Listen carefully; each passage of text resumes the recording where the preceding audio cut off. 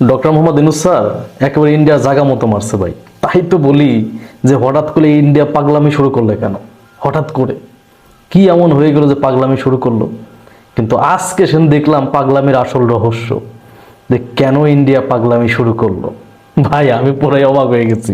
আপনারা তো খেয়াল করছেন, চিন্ময় কৃষ্ণ গ্রেপ্তার হওয়ার আগে রংপুরে বিশাল বড় একটা সমাবেশ করছিল, মনে আছে আপনাদের? হ্যাঁ, দেখেন তো, গ্রেপ্তার হওয়ার আগে কিন্তু রংপুরে একটা সমাবেশ করছিল। রংপুরে সমাবেশটা কেন করলো এই গোলাবাই জানতে হইলে আগে শোনেন আমি বলি। রংপুরে সমাবেশ করার পেছনে কারণ আছে ভাই। বাংলাদেশে ব্রিটিশরা 1931 সালে একটা বিমান ঘাঁটি করছিল। সেটা হচ্ছে এশিয়া মহাদেশের দ্বিতীয় বৃহত্তম বিমান ঘাঁটি। সেটা বাংলাদেশের ভিতরে লালমনিরহাটে। ওই যে ইন্ডিয়ার যে শিলিগুড়ি করিডোর আছে না, চিকেন নেক মানে টুনটুনি আর কি, একেবারে টুনটুনির মনে করেন যে 12 কিলোমিটার, 12 থেকে 15 কিলোমিটার দূরত্ব মাত্র সেই বিমান ঘাঁটির। এতদিন তো সেই বিমান ঘাঁটি বন্ধ ছিল। ডক্টর মোহাম্মদ ইউনূস স্যার এসেই সেই বিমান ঘাঁটি কার্যক্রম শুরু করছে, ওটা আবার চালু করবে, যেটা কেনা এশিয়া মহাদেশের দ্বিতীয় বৃহত্তম। চিন্তা করছেন? এইটাই তো ইন্ডিয়ার মাথা ব্যথার কারণ, যে তার শিলিগুড়ি করিডোরের সাথে কেন বিমান ঘাঁটি হবে? তারা একেবারে 12 থেকে 15 কিলোমিটার, তাহলে একদম কাছে না।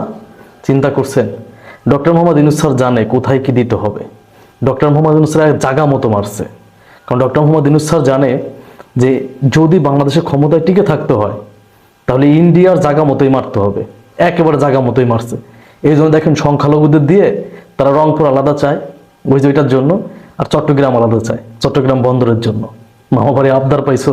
হ্যাঁ, ডক্টর মোহাম্মদ ইউনূসও মানে সে হলো ইন্টারন্যাশনাল খেলোয়াড়, বুঝেন নাই? সে তার মদিনা। পৃথিবীর বড় বড় রাজনীতিবিদ ব্যবসায়ীর কোনো প্রবলেম হইলে তার কাছ থেকে পরামর্শ নেয়, আর সেই প্রবলেমগুলো সলভ করতে পারবে না। ক্ষমতা আসছে 4 মাসও হয় না, সে শপথ গ্রহণ করছে। চিন্তা করেন, এর মাঝখান থেকে ইন্ডিয়ারে কিভাবে দুর্বল করা যাবে সেই প্ল্যান সে ঠিকই বের করে ফেলাইছে। আমার ভূখণ্ডে আমি বিমান ঘাঁটি করবো না করবো সেটা আমার ব্যাপার। আমার ভূখণ্ডে বা এত বড় বিমান ঘাঁটি আমি ফেলে রাখবো কেন? ডক্টর মোহাম্মদ ইউনূস তো ঠিক কাজই করতেছে। এটা আমার ভূখণ্ড, আমার ভূখণ্ডে আমি বিমান ঘাঁটি করব, এটা আমার জন্য ভালো, আমার একটা নিরাপত্তা, ঠিক না? এটা কৌশল।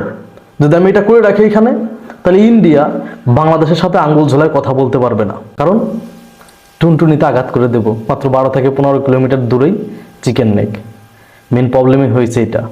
আজকে বুঝতে পারছি যে ইন্ডিয়া কেন পাগল হয়ে গেছে, একমাত্র এই জন্যই যে বিমান ঘাঁটি কেন চালু করবে। অলরেডি কার্যক্রম শুরু হয়েছে, অতি দ্রুতই চালু হবে এই লালমনিরহাটের বিমান ঘাঁটি। এটাই হচ্ছে ইন্ডিয়ার মাথা ব্যথার কারণ ভাই, সব থেকে বড় মাথা ব্যথার কারণ। এই জন্য মোদির ঘুম হারাম হয়ে গেছে, পুরো ইন্ডিয়ার ঘুম হারাম হয়ে গেছে। তো কি করবে? বাংলাদেশে বিশৃঙ্খলা সৃষ্টি করো, সংখ্যালঘু দিয়ে রংপুর আর চট্টগ্রাম আলাদা করো।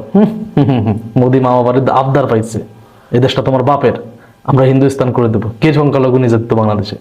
বাংলাদেশে কোনো সংখ্যালঘু নির্যাতিত না, এটা আমার ভাই। ডক্টর মোহাম্মদ ইউনূস যে ইন্টারন্যাশনাল খেলোয়াড়, এটা মোদি হারে হারে টের পাইতেছে।